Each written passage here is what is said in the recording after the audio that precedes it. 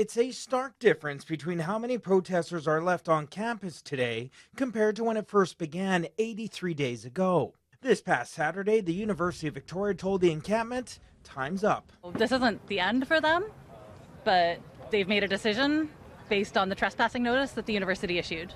For the past 2 months, pro-Palestinian protesters have been asking the institution to divest from any investments with ties to Israel. They thought they were finally getting somewhere, but then the trespass notice, which gave them a deadline of 8 a.m. this morning to be out. Protesters say with an increased police presence over the last 4 days and no chance of dialogue improving, they felt they had no choice left but to pack up. The number one emotion would be confusion and betrayal.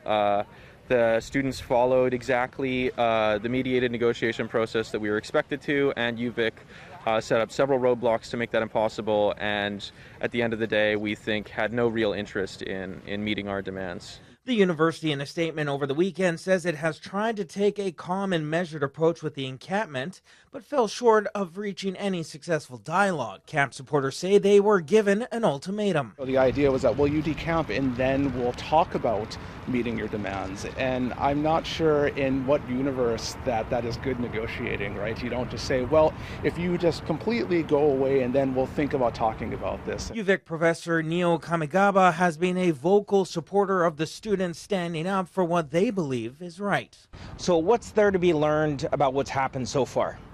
This is something that needs to continue to be pressed, that I think the university should not think that this is a victory, that they're going to just get off scot-free, and that people are not going to be talking about Palestine and calling for a ceasefire and calling for divestment by the university.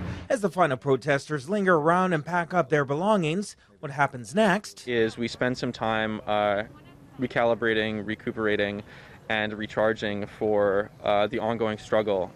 People in Palestine are not free yet. The institution continues to profit off of the ongoing genocide in Palestine. Vowing not to give up their fight for change, regardless of what form that may take from here.